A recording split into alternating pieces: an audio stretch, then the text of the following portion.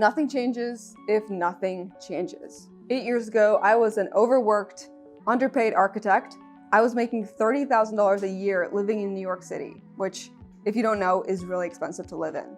At the time, I'd never taken a business class or even read a personal development book. Cut to now, and I own and run a multi-million-dollar brand and e-commerce business with a team of 10 people underneath me. So what happened? Well, I simply made some changes in my life, which compounded over time and got me to where I am today. So in this video, I'm gonna share 6 things that you can do that I did to completely change your life.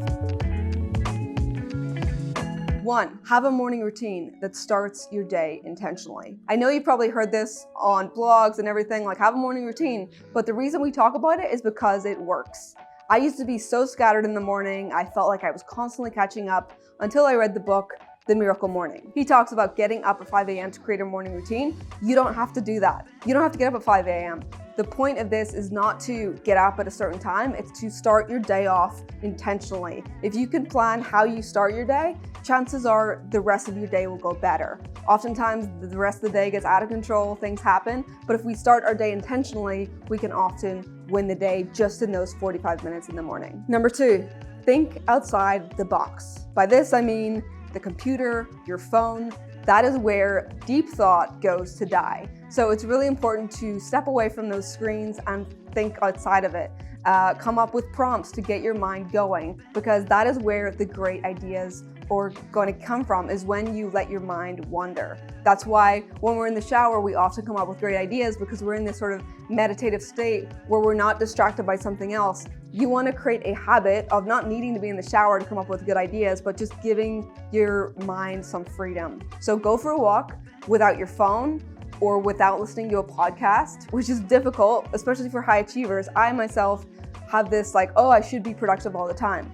But we'll actually be more productive when we let our mind wander, and you'll be amazed what shows up. This is why when we're in the shower, we come up with great ideas, because we're letting our mind wander. Let's create a habit of thinking outside the box and letting our mind come up with ideas. Number 3, cultivate and invest in great relationships. Your network is your net worth is not some cliche saying, which is what I used to think.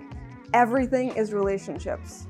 Businesses are actually just people doing business together. We are the average of the 5 people we spend the most time with. When you look around, are you with people that you both respect and they're doing things that you find interesting and you want to be more like them? If not, you need to make a change. Because back when I was an architect, I only hung out with other architects. And if you know like the work hours, you understand why, but all my friends were architects.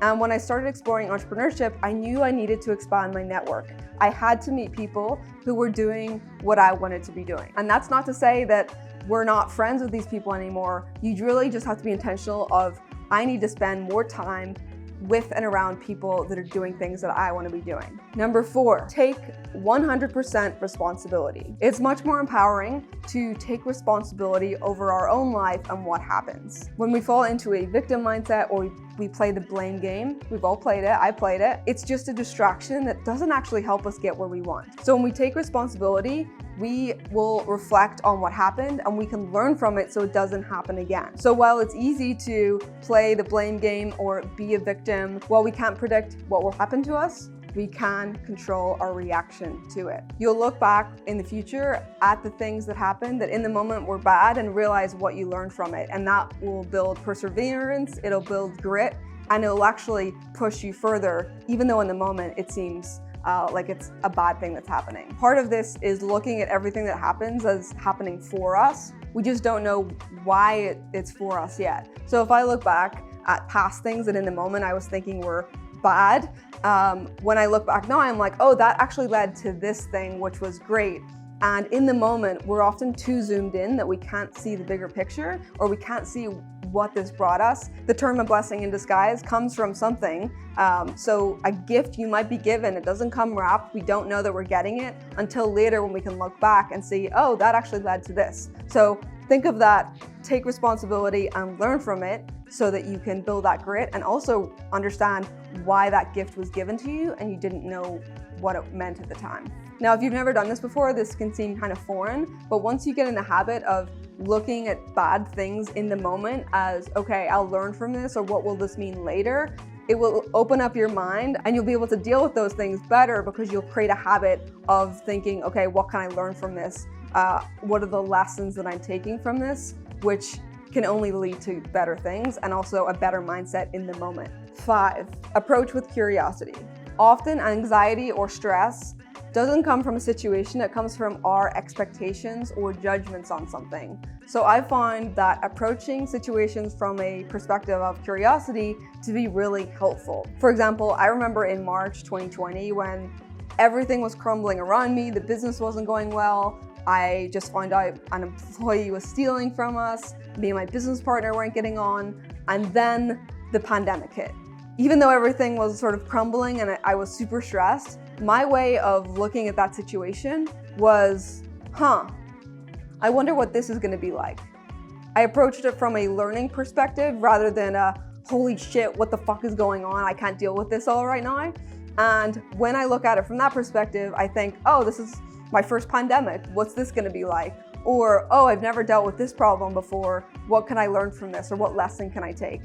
And when you approach it with curiosity, you can learn from it instead of, being full anxiety mode or expecting it to be bad, because if you expect it to be bad, it probably will be bad because that's all you're gonna see. Another thing is when you approach with curiosity, you are admitting that you don't know what's gonna happen, which gives you more confidence because you're confident that you don't know what's gonna happen, which is low expectations. Whereas when you approach it and you have expectations of it going badly, or you're stressed out that you don't know what's gonna happen, you are like, oh, I don't know what's gonna happen. And when you're curious, you're like, I don't know what's gonna happen, but I'll see. A byproduct of approaching with curiosity is that you will be more confident because you are not attached to outcomes. 6, invest in yourself and never stop learning. The most successful people I know love to learn. They're always tinkering around and trying to figure stuff out, not for the outcome, but because they love to learn.